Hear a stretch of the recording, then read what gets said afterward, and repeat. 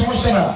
আমি মনে করি আমাদের যে কর্মসূচি সেগুলো আপনাদের সাথে তুলে ধরতে হবে, আমরা কি করতে চাই তার মধ্য দিয়ে আপনাদেরকে বলবো আমাদের সমর্থন দিন। কিন্তু জোর করে বা আপনাদের উপর চাপিয়ে দেওয়ার যে সংস্কৃতি সেটা থেকে আমাদের বেরিয়ে আসতে হবে। সুতরাং আপনাকে বলবো যে আপনারা নিশ্চিন্ত থাকতে পারেন, ইনশাআল্লাহ ভোটের পর আমরা এই জনপদের যে কোনো মূল্যে আমরা সহাবস্থান নিশ্চিত করব এবং সকল ধর্ম বর্ণের মানুষ মিলেমিশে আমরা একসঙ্গে থাকবো ইনশাআল্লাহ। এখানে আমাদের সমাজের একটি সমস্যা আছে, দখলবাজ, চাঁদাবাজ, মাদক কারবারি। আমরা এইগুলোর বিরুদ্ধে কঠোর পদক্ষেপ নেব ইনশাআল্লাহ। যদি বিএনপি দেশ পরিচালনার দায়িত্ব পায় আমরা চাঁদাবাজ মুক্ত, দখলবাজ মুক্ত, মাদক মুক্ত সমাজ গড়ব ইনশাআল্লাহ। আমরা যদি না করতে পারি তাহলে আমাদের সেই কাঙ্ক্ষিত উন্নয়নগুলো মানতে পারবো না। কারণ সমাজের ভিতরে বিশৃঙ্খলা থাকলে কখনোই সেখানে ভালো কাজ করা সম্ভব না। সুতরাং প্রথমেই আমাদেরকে এগুলোকে নিয়ন্ত্রণ করতে হবে এবং ইনশাআল্লাহ বিএনপি যদি আপনাদের মধ্যে নির্বাচিত হয় তাহলে বিএনপি এই দায়িত্ব কঠোরভাবে পালন করবে ইনশাআল্লাহ। তারপর আমাদের এখানে যোগাযোগ সমস্যা আছে, রাস্তাঘাট অনেক জায়গায় সমস্যা হয়েছে, দীর্ঘদিন মেরামত হচ্ছে না, কাজ হচ্ছে না।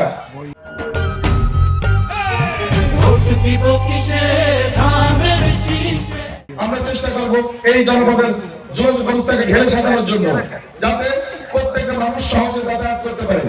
বিশেষ করে আমাদের মোংলা নদীর উপর ঝুলন্ত ব্রিজ নিয়ে কথা হচ্ছে, এই ব্রিজটা খুবই দরকার।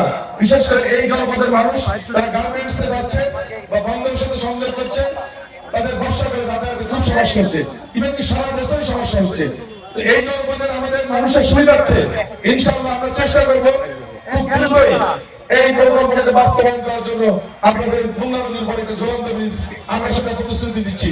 আমরা যে কোনো মূল্যে এই জনপদের মানুষের আকাঙ্ক্ষা সেটা পূরণ করার জন্য আমরা কাজ করবো, যাতে আমাদের শ্রমিকরা সকালবেলায় তারা সুন্দরভাবে পার হয়ে কর্মস্থলে যেতে পারে, আবার সন্ধ্যের সময় নির্বিঘ্নে তাদের বাড়িতে ফিরে আসতে পারে।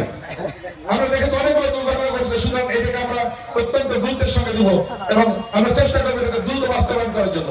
আমরা চেষ্টা করবো মোংলা থেকে জনগণ পর্যন্ত সড়ক অবকাঠামো উন্নয়ন করার জন্য, যাতে সেখানে আমাদের ইকো ট্যুরিজম অর্থাৎ পরিবেশ বান্ধব যে পর্যটন সেটাকে প্রসারিত করার জন্য আমরা এই কাজটা করবো। সেটা আমরা করতে পারলে আমাদের জনপদের যে তরুণ যারা আছে তারা এখানে কাজের সুযোগ পাবে, তারা গাইড হিসেবে কাজ করবে, অনেকে ট্রান্সপোর্টে কাজ করতে পারবে, অনেকে এখানে এই ব্যবসা করে লাভবান হবে। আমরা চাই এই জনপদে ব্যবসার জন্য পরিবেশ নিশ্চিত করতে, কেউ যেন চাঁদাবাজি না করতে পারে, ব্যবসায়ী যেন নির্বিঘ্নে ব্যবসা করতে পারে সেটার ব্যবস্থা আমরা ইনশাআল্লাহ করবো। আমরা চেষ্টা করবো এই অবকাঠামো উন্নয়নের মধ্য দিয়ে মোংলা বন্দরের সক্ষমতা বাড়ানোর জন্য, আমাদের ইপিজেডের ইন্ডাস্ট্রির সংখ্যা বাড়ানোর জন্য, যাতে এখানে মানুষ কাজ করতে পারে। আমরা 2 দিন আগে আমাদের জলদি